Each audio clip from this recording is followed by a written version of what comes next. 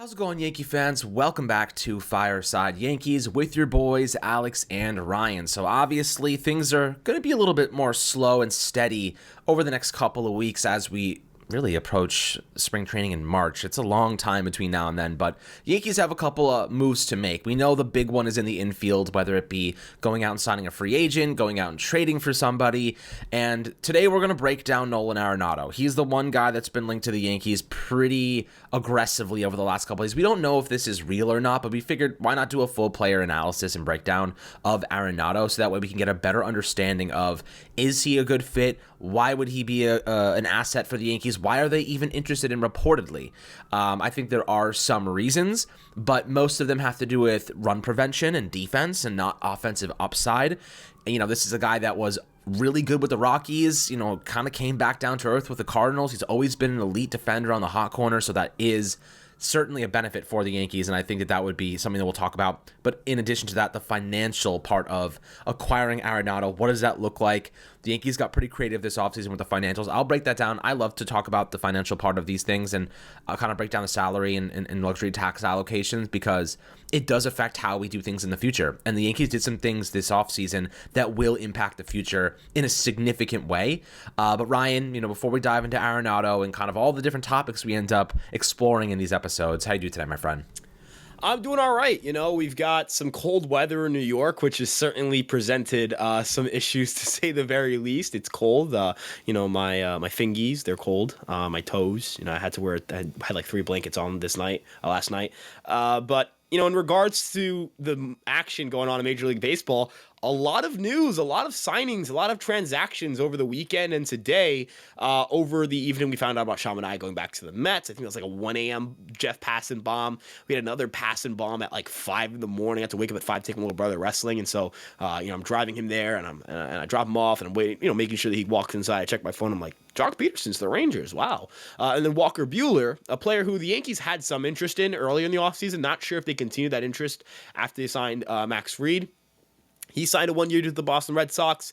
And now the Yankees are kind of like in this mode where we've talked about it. There's one obvious hole left on this roster, and it's the infield. And Nolan Arenado seems like the most not likely player to be a Yankee, but like a lock to get traded, right? Like he feels like he's gone, right? We've talked about Brandon Lau as an option. You don't get that same sense that like the Rays are pushing him out of the door, basically. We've talked about Brendan Donovan. Same thing with Lowe. Maybe to a much lesser extent. Definitely doesn't feel like he's getting pushed out the door. If anything, the quietness around Donovan's trade market would indicate maybe the Cardinals are telling teams no on him. But when it comes to Arenado, he is someone who's going to get moved. You can basically guarantee it. Now, Arenado, we've talked about his offensive profile. It does not fit New York very well. I have a lot of concerns about how his bat would play in the Bronx. I know a lot of people will mention, just because a guy's bat doesn't play in the Bronx, in previous years, doesn't mean that the New York Yankees that doesn't mean that Arenado will not play in the Bronx, with the Yankees.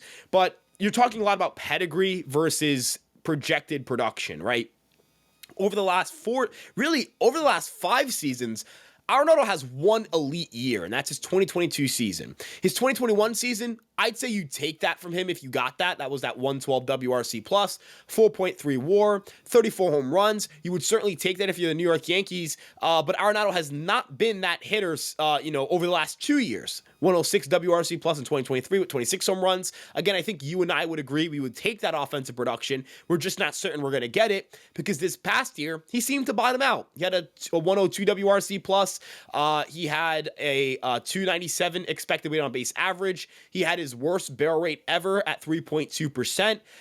There are concerns about his ability to hit the ball the other way because he's never really done it. I know his chase rate went down, but again, the batted ball data really took a hit. And Alex, this is someone who hasn't hit an opposite field home run since 2019 as a right-handed batter. There are serious concerns about his offensive production here, and I think we can agree. Like I don't think that's changed for us. I don't think that's going to change for us, regardless if the Yankees get him or not. We're going to sit here and still say the bat doesn't really play at Yankee Stadium, but the one thing that does become interesting, and I think as the infield market has evolved, or maybe hasn't evolved, it starts to become a question of it starts becoming a game of chicken for the Yankees.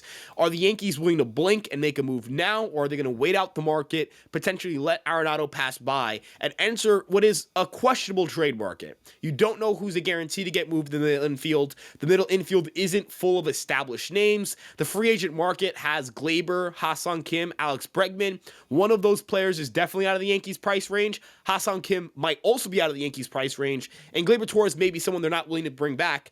Alex, if the choice is between Nolan Arenado or absolutely nobody else, right? Who else, right? Who? Like, what Yeah. is, what are you, where are you at? Are you going to go for Arenado? Are you saying bite the bullet? Or would you just say, all right, you know what? We'll roll with what we got internally? It's a good question, and this is what leads me to the financial aspect of this kind of situation. So we know that the Cardinals tried to trade Arenado to the Houston Astros. They were willing to take on 15 to 20 million of his salary, and Arenado vetoed it. He was like, I don't want to go to Houston. He's a California guy. He preferably would go to the Dodgers, I think. But, he's doesn't get to choose that. The Cardinals are going to go to the highest bidder, whoever's willing to take on the most of his money. Now, the problematic situation with Arenado is he has 3 years left on his contract, right? This is a player who's 33 years old. He's going to be 34 next year. By the time his deal expires, he'll be 36, 37.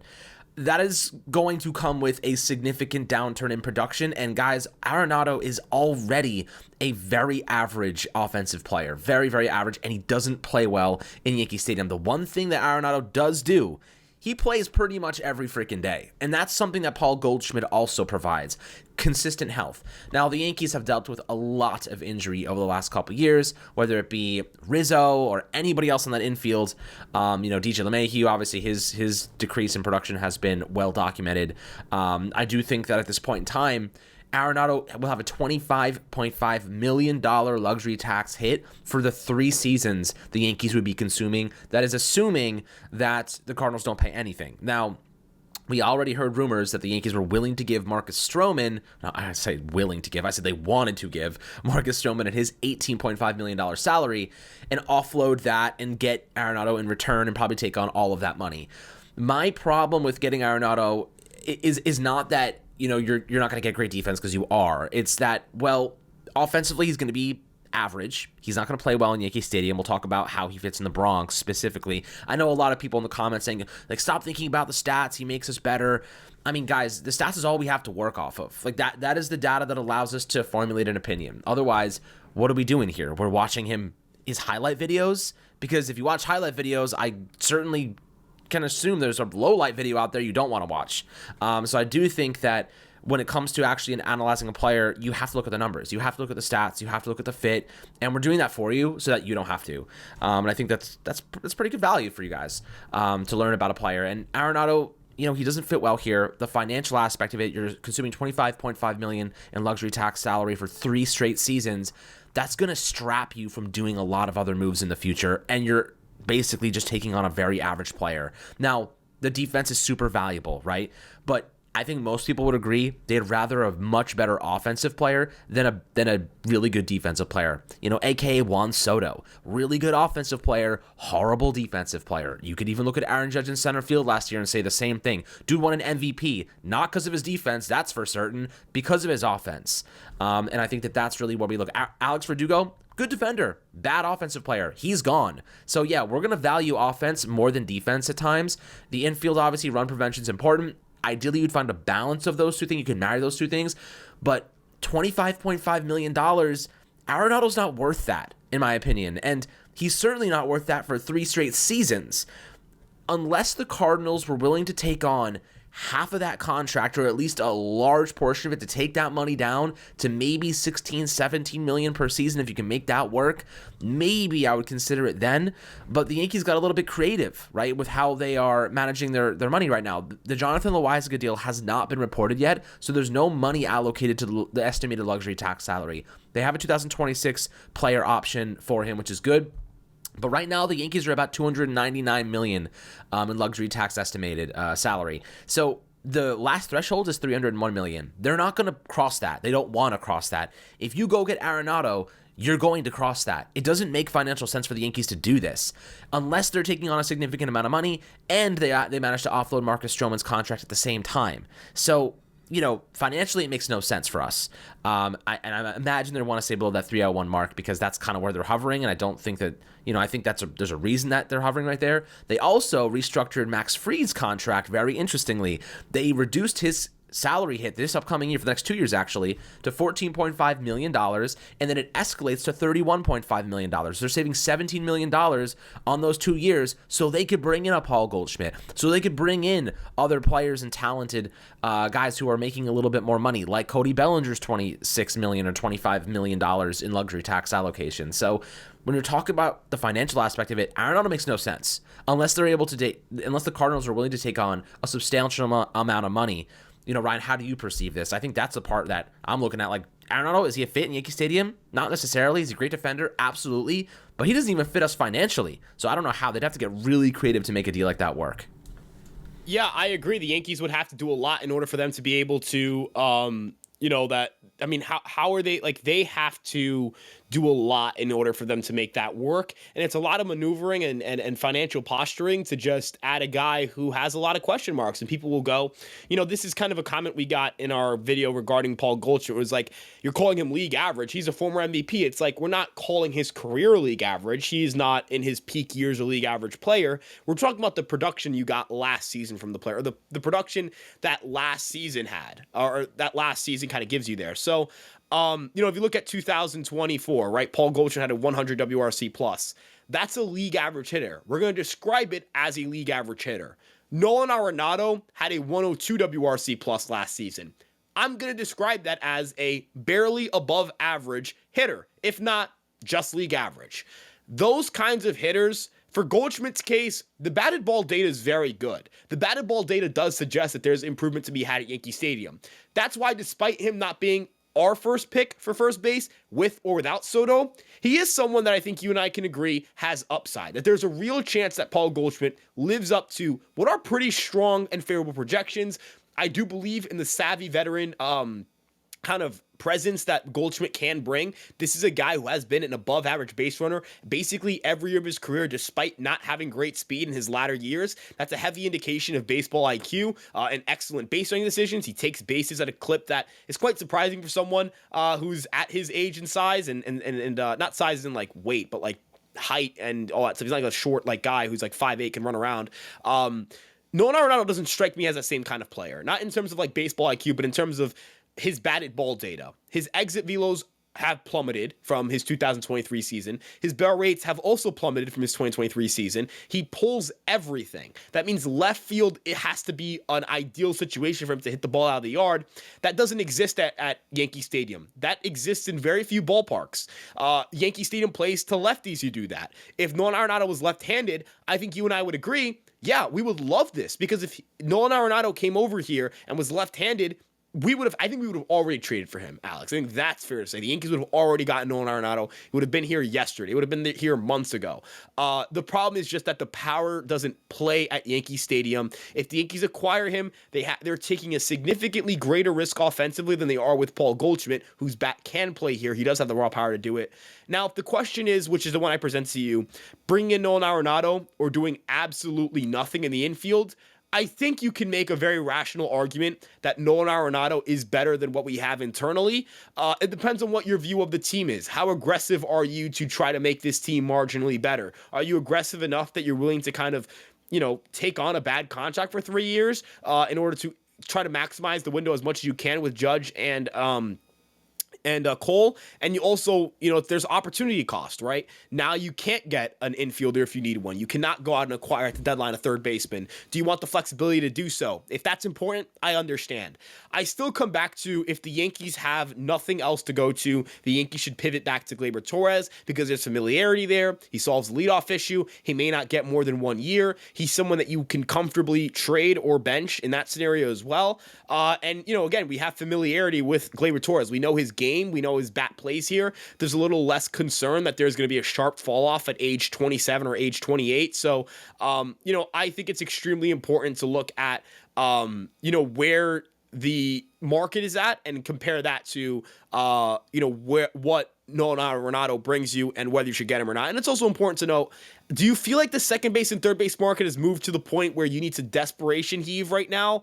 I don't think the Yankees need to decide on who their third baseman or second baseman, depending on where Jazz plays in this scenario. I don't think you have to worry about where they're going to play or who that's going to be on December 23rd. I think you worry about that if Bregman goes off the board, if Ha-Seong Kim goes off the board, if Gleyber Torres goes off the board, if, Arenado gets traded, if some of the other infield options get moved. Someone I'll have my eyes on is Gavin Lux because Ken Rosenthal linked Ha-Seong Kim to the Dodgers. There hasn't been a lot of smoke on Ha-Seong Kim. Have you heard anyone linked to him, really? The Dodgers report's probably the first one I've heard in a while. We've talked about Ha-Seong Kim, but the Yankees have never really been linked to him. So I know Lux is someone that they do like, that being the Yankees, and if the Dodgers were to acquire Kim, it moves Mookie Betts to second. It creates an opening for Ha-Seong Kim. Max Muncy would play third, Freddie Freeman would play first, and Lux is a left-handed bat. So, there are still players who could develop. This market hasn't developed yet. That's kind of my takeaway here. So, if it's nothing or Arenado, I think I'm Arenado instead of nothing, but we haven't reached a point of nothing yet, so I hope the Yankees don't desperation heave on Arenado. Right. So, with that being said, if it was a 1-year deal for Arenado, I could justify it. I could convince myself, like, yeah, this makes sense for the Yankees. But it's a 3-year deal. And 3 years of Nolan Arenado is going to stop you from going out and spending on Kyle Tucker next year. You know what I mean? Like, that's the impact that a $25.5 million luxury tax allocation has on a team. That if you want to go out and Bellinger picks up his option at $26.6 million and you got Max Fried and his contract's escalating after 2026, you cannot afford to go out and get a Kyle Tucker because you're going to be way over that $300 million luxury tax threshold. Financially, it doesn't make any sense. And as you said, are we willing to just bite the bullet and stick Gleyber Torres back into his spot? Now, Ryan, I'm going to ask you a question, probably a big fat no, but is there a world where, I'm not even going to ask it. I'm not even going to ask it. It's a stupid question. I mean, I'm curious. What was it? It was just like, if Gleyber's range is not great at second base, is he a better fit at third? I actually don't think that's a stupid question. I think that's why the Yankees approach Gleyber about playing third base.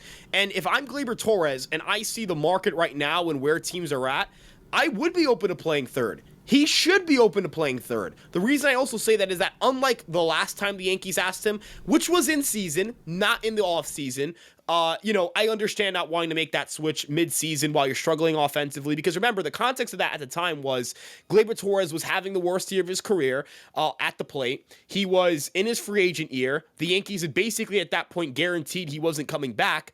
By playing third base, you're learning a new position while also trying to find your swing again in your walk year. I don't really blame Gleyber for not deciding to play third base or learn it mid-season. That being said, in the offseason, he should 100% be open to playing third base because it would do better for his market. And I agree, if the Yankees were able to get him to play third, that makes a lot more sense because his arm is good. He's always had a good arm.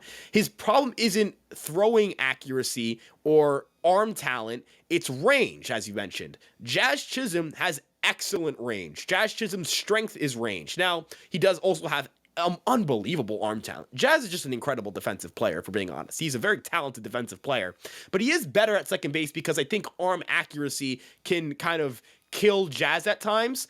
Gleyber's going to have the benefit of playing the hot corner, as you mentioned, playing not having to rely on his range as much, and also playing next to Volpe. I think part of what hurt Jazz and Volpe at times, this is a couple of times, this wasn't a frequent issue, was that these are both extremely athletic defenders who can make plays that other players at their position cannot make and get to balls that other players at their position cannot get to. That led to a lot of them cutting each other off because a ball that Volpe would have to get to because Donaldson or DJ can't get there is a ball Jazz can get to. A ball that, Jazz may not be used, if you're Jazz, you may not be used to playing next to someone as talented as Volpe. You may think, this has to be my ball. I can get to this ball. Maybe Volpe can't, but hey, Volpe's right there. He can. If you spread out the range to both sides of the infield, You have a rangy defender at shortstop. You have a rangy defender at second base. The two places where you don't have range are first base and third base with Goldschmidt and hypothetically Gleyber Torres in this scenario. But both of them, in Paul Goldschmidt's case, great scooper, excellent baseball IQ. Torres, excellent arm talent, pretty good arm accuracy as well. I think that would serve very well for both defenders. I think you make an excellent point. I'm glad you asked this question. I hope this is something we can talk about. I hope this is something that is a larger conversation maybe on social media at some point. But I think Gleyber absolutely profiles for third. And if we let's not forget, in 2017 the Yankees worked him out at third base because that was a position of weakness. Chase Headley, was the incumbent at the time. I just view the Yankees as a team where they have gotten creative with their defensive alignments before. Let's see if they can do it once again, because if they can and they do it at third, this will be a really savvy addition. And in Gleyber's case, could really, really, really boost his market. Not just with the Yankees, but elsewhere. I know the Nationals and the Angels, forget one of those two teams, they asked him to play third base. I don't know what his answer was. We don't know. That's not public information, but I think it's a very, very good question. I'm very glad that you asked that. I think it's really fun. That's a fun conversation. It's interesting. It's interesting because, look, if you look at his Savant page, right, he ranks in the 7th percentile in arm strength, but I think that's not indicative of his actual arm strength because second base, he's a little bit more lackadaisical. And also, at second base, it's shorter. You don't want to throw hard at second. You could make your throws worse. Though more accurate one would be, can you pull up, do you have a Savant page up? Because I don't have it. Yes. Can you click to 2021? Does it have arm strength for that year? 2021. It's gonna make me wait for it to load. Hold on, I'm in 2019. It doesn't even show. Actually, I don't think they started recording for 21 until 2020. So 20 was 81st percentile. 21 was 70th percentile. So not bad. Remember, in 21 he shifted second base during the year. So when he was playing short, when you had to test your arm talent, he had a howitzer. He's got a good arm, man. He's a strong dude. He's not a fast guy. He's always profiled better for third base. It's very stunning that Gleyber hasn't played third base his major league career, because it makes so much sense, right? It does. It just makes all sense. Let's be real. He's a horrible defensive player at second base. How much worse could he be at third? I think also, that's the question the I ask problem is myself. it's going opposite to the side you have to go to at third, because going to third, you're going to your glove side. At second, the problem has always been going kind of up the middle. And if you talk about shifts, right, Gleyber has to shift his position a lot because shifts have been banned. So where your starting position is and your range are far more important post shift than they have been pre-shift. Look at his defensive numbers in 2022, the last year with the shift. He had 9 defensive runs saved and 0 outs above average. That was his best defensive season at second base. Then you look at 2023, it regressed. 2024, regressed again. Just have the range. To me, right, it's the range is always Gleyber's problem. It's not the arm. And also, you think about from double play perspectives, it's always felt like he's been tough with the glove transfer, flipping the ball, receiving the ball. Third base isn't a frequent cutoff position. Third base isn't a frequent double play position. You're never going to be in a position where he's fielding a throw on a double play at third base. It's very rare. Very rare. Does that ever? It's not a force out. It's usually a tag play at that point. Right. He's going to be throwing the ball to second. Maybe he'll misfire a couple of those, but honestly, you live with it because most of his errors are fielding errors, not throwing errors. This past season, 4 throwing errors, 14 fielding errors. The year prior, 9 fielding, 6 throwing. The year before that, 5 fielding, 2 throwing.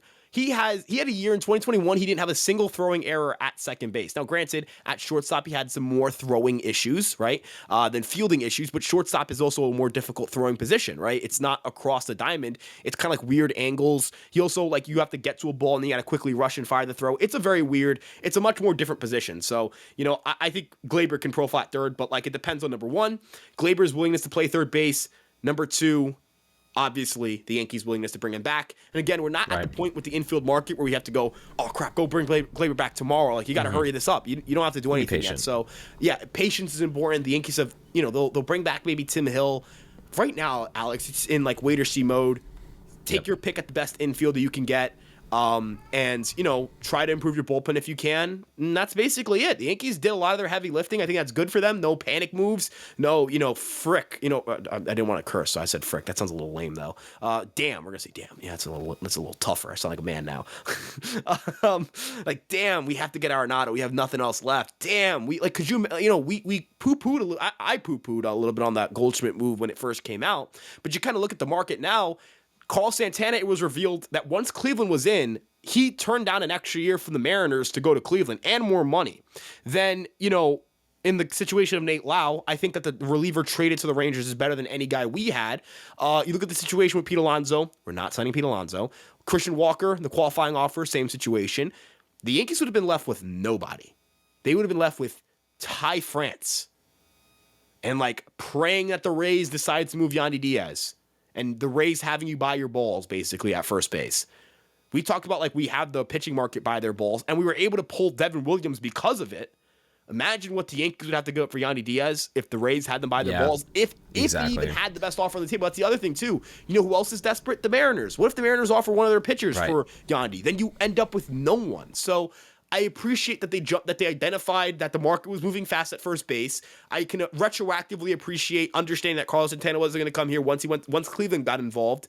And I can also appreciate, clearly they did their due diligence because all these moves happened basically after the Yankees won. The Naylor trade went down. There were reports about weight gain being an issue. We talked about that on this podcast. Is that going to be something the Yankees, have reservations about?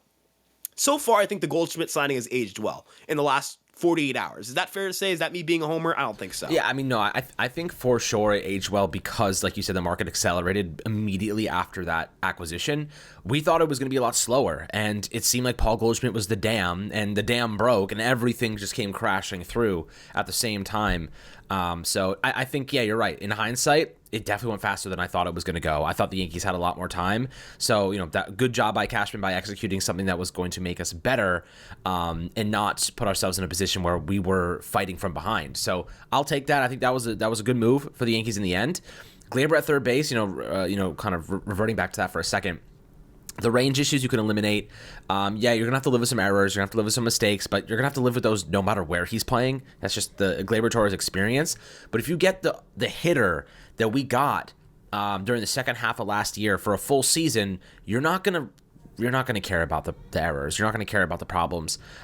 He just has to be a little bit more twitchy, a little bit more reactive. Sometimes he's a little bit lazy, and he'll short arm throws, or he'll even just be delayed. He won't get the throws out fast enough against quicker players, and that could be a problem. So I do think that he has a little bit more urgency. It doesn't seem like he wants to move to third base. He keeps refusing it at every chance. I bet you a team's been out there, like you said, that's been like, hey, will you go play third base for us?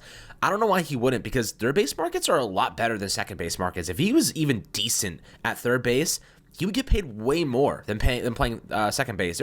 It's hard to find good third basemen these days on the open market. So, I wouldn't be surprised if he did make the transition, if he convinced himself. But, I do think it would be a viable option for him. It should be, at least. I mean, we're giving Gleyber Torres some career advice here, man. You play third base, you're probably going to get some money because teams need third basemen. Maybe the Mets get involved if you get it. And, when you get two big market teams in your market, maybe the Red Sox are like, you can play third base, right? You can, we don't want to play Bregman. The Tigers are like, yeah, you can play third, right? You can play a little third. We're gonna make this work. Let's make this work, right? You have to be. I'm not saying that Gleyber has to play third to get a contract. That's not close to the truth. He will sign with a major league team is going to give him guaranteed money, and it will not be less than $10 million per year, and it will definitely not be a one-year deal at like $8 million. It'll be a one-year deal at like $20 million maybe, or like $15 million. It's not going to be it's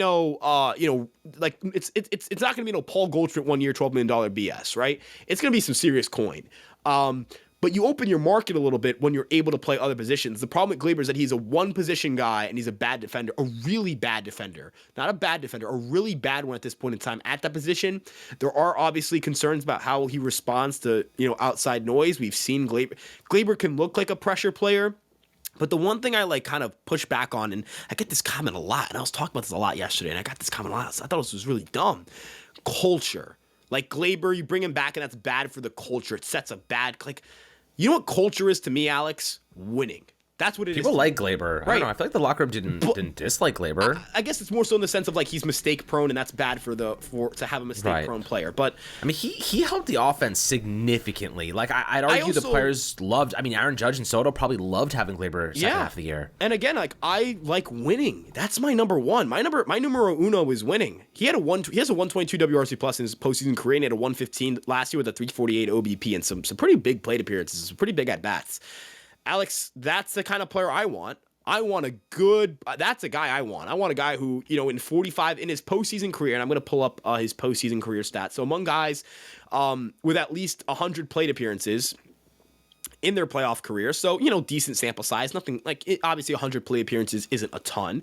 We're talking about, one of the better OBP guys. We're talking about a guy who's got, good numbers in the playoffs. Again, a 120 WRC plus among second basemen. And I'm going to pull up, I hope he pops up as a second baseman on Fangraphs. He should, unless he doesn't. Yeah, he's one of 10 players at the position with at least a 359 OBP. He's 7th among second basemen in playoff WRC plus. He has a 16.2% strikeout rate in the postseason. That's pretty significant. He doesn't strike out. Not the kind of guy who's scared. If you want to say he's scared of the big moment, the numbers disagree with that, right? The numbers would suggest he's thrived in his numbers in the postseason are better than his numbers in the regular season. He improves his performance in the playoffs. So, when I think about culture, setting a culture, do you know what setting a culture is? It's winning. Why does everyone talk about the culture? Like if Altuve went to the Yankees, the talk would be about culture, right? If Correa went to the Yankees, the talk would be about, and we've talked about this, culture. Bregman, culture. Tucker, culture. If Big Papi goes to a team, obviously he's retired, but if he was on a team, when he was on the Red Sox, culture. When Jeter played, culture. What's the culture? Winning. Tom Brady, culture. Eli Manning, culture. What do these guys do? Win. Winning is culture. LeBron, culture. Kobe, culture. Shaq, culture. What's culture? It's winning. So when we talk about culture, we talk about Clubhouse, we talk about makeup, we talk about personality, what matters is winning. I'm not comparing Gleyber Torres to Kobe Bryant, of course. But what I am comparing Gleyber Torres to is saying he performs in the postseason, and if you want to establish a culture in New York, you have to win. Without a World Series, it's hard to make that argument. If you win a World Series, we're the New York Yankees. We're a recent World Series. If the Yankees won the 2024 World Series, even if they don't bring Soto back, do you know what their pitch is to every free agent? We're the reigning World Series champions. We're the New York Yankees. You'll make money that you couldn't even imagine making playing for the Yankees because of sponsorships. You join Aaron Judge, the best hitter on the planet, blah, blah, blah, blah, blah, blah, all that stuff, right? Think of the pitches the Patriots have had for years. You think it's, Tom Brady's he makes cookies for everybody. No, it's, what Tom Brady does? Wins. You think a free agent goes, but am I going to get coddled if I play poorly? Does my second baseman make a lot of errors? I don't want to play for a team that has a second baseman that makes errors. No, they go, hey, am I going to win here or am I going to make money here? If I do both, yeah, that's great. That's what I want to do. Win and make money. That's the two goals. The money might be number one, but number two is probably winning. Number one is maybe geography plays a role in this, but money and winning. Right? Players would do anything to make more money, and players would do anything to win a title. That's just fact, right? That's matter of fact. I'm sorry. I push back on this notion that culture has anything to do with anything. And Arenado, you want to talk about culture, right? Bring Arenado in changes what? Dude, we watched the Astros literally win by cheating. Yeah, and guess talk what? About culture. No one gives a crap about culture, apparently. And also, does anyone question Jose Altuve's leadership skills because that happened? No, because he won another World. Yeah. You know what they did? They won the World Series in 2022. Yeah. So I'll say this. When it comes to baseball, I don't think culture matters as much if you compare it to a sport like football. Because football, you are leaning on each other, and baseball is a very individualistic game. You are going up to bat alone. You're going into field the ball alone. Yeah, you got to throw the ball to the first baseman. You got to throw the ball to the cutoff, whatever. But it's that chemistry on field. It doesn't always matter. You know what I mean? A lot of it's individual catching a fly ball. You're doing it by yourself. Football, you have to be. It's all timing. Timing with your quarterback, timing with your offensive line, timing with your receivers. It's all one big element, it's one big machine. Baseball is a lot of individualistic kind of performance. So, yeah, a bad locker room can destroy a team, but it's very rare that you see a bad locker room. The Yankees have the leadership, man. Stanton's a great locker room guy. Judge is a great locker room guy. Cole's a great locker room guy. They have a flush full of young talent who love to play baseball and want to be a good piece of... They have no problems in the locker room. Let's make that very clear. Bringing in, somebody, whoever it might be, bringing back Gleyber Torres, who's been there for a decade almost... It's not gonna ruin the locker room. Let's be honest. Let's be that's a ridiculous narrative, Ryan. Ridiculous. So that's not even on my peripherals.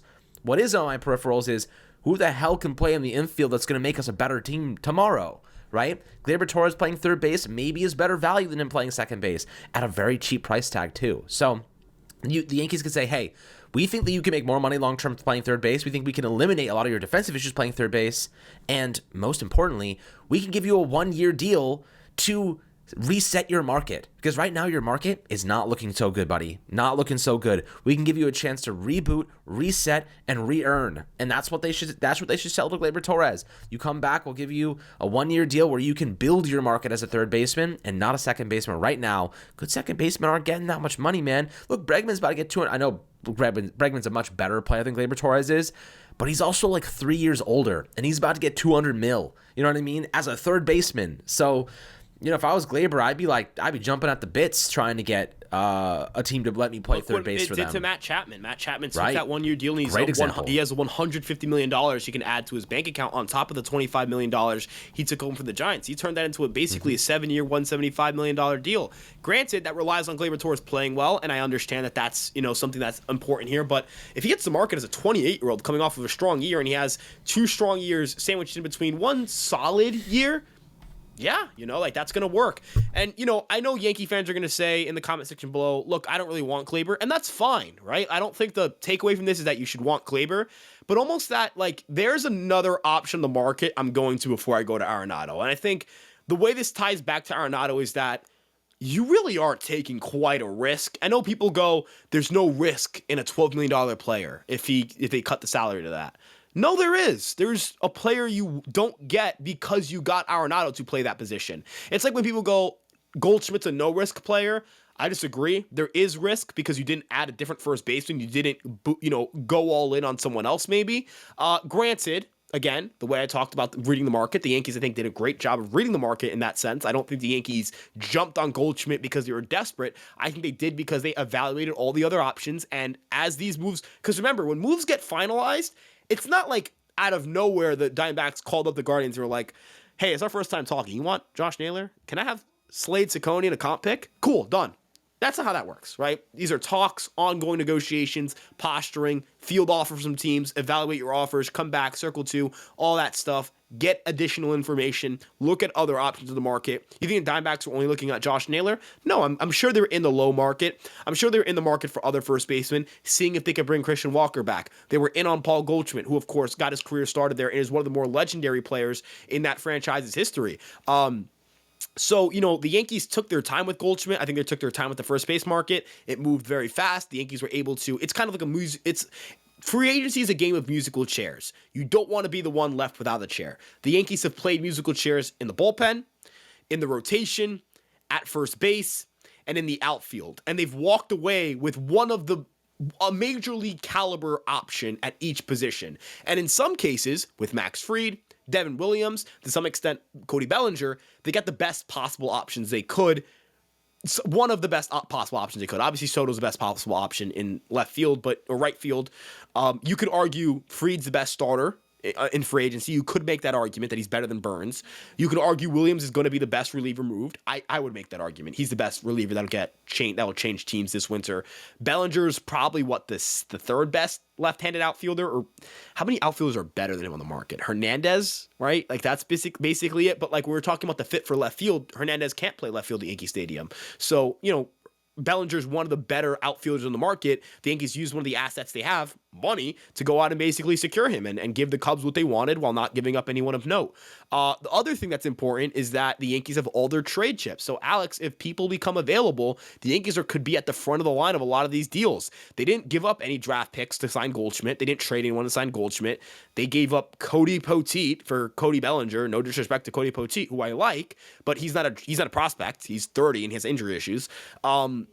The only player in which they gave up significant draft capital is Max Fried and that's a 2nd and 5th round pick, and that didn't go to anyone. It just disappears from the Yankees. So, in trades that has no effect either. You can't trade picks in baseball. So you can trade comp picks, but not 2nd round picks. So, I think if someone comes available, the Yankees have chips on the table. And if no one becomes available, they have Gleyber right there. And if Gleyber's gone, yeah, I guess we go to Arenado. But there's so many fail-safes built into this offseason plan with second base that, going to Arenado on December 23rd would be crazy. I think that's where I'm at, right? It feels like you have too many fail-safes built in to go, oh, this market's moving fast. We got to hurry up. Does Bregman seem close signing anywhere? Nope. Pass on Kim? Nope. The Dodgers are going to trade Gavin Lux tomorrow? Nope. Right? Like, that's not happening. None of those things are happening. So Yankees have time. Yankees have time to evaluate, and I hope they take their time if the market doesn't move fast. I don't want to rush anything. If they go a month without making a move, Alex, I don't care. As long as the market doesn't move where, like, if Teoscar Hernandez signs, are you going to be, like, upset? Where was Hernandez going to play on this team? You know, like, I'm not going to be back. We're clearly not in on him. We're clearly not in on Santander. We got a first baseman, got a left fielder. Yeah, I'm, like, just hope the infield market doesn't move and hope Tim Hill comes back. Yeah, I mean, listen, right now it seems the infield market is slow, but at this point I'm kind of thinking one piece is going to go and then the rest will fall. You know, the rest will start to come off one by one. But now the Yankees have time. I mean, listen, it's the holidays. I'm not expecting much to happen over the next week or so. But after, when the new year starts, I'm expecting a little bit more, fire, a little bit more smoke, and obviously we'll keep breaking down players in this capacity for you guys to get a better understanding of, where we sit, where we feel the Yankees can pivot, where they can look. It's really just one piece left. It's just one infielder. It's just a matter of, like, wait and see who the best infielder you can get. Financially, Arenado doesn't make much sense unless there's a lot of salary moving out and in. So going to be pretty interesting to see if they do go in that direction, how creative they get with managing the salary. Don't love the fit in Arenado. Don't love the money. I think it will strap us down the road, and I think there's better ways to use it. I think you save that money as much as possible to go get Kyle Tucker next year. So we'll see how things materialize. We'll keep you guys up to date. As always, make sure to like and subscribe if you've made it this far in the episode. Appreciate a 5-star review on Apple. That would be really, really awesome from you guys. Appreciate it. But enjoy the holidays. I know tomorrow's Christmas Eve. Should be a really nice time. Enjoy time with family. And we'll catch you guys on the next Fireside Yankees episode.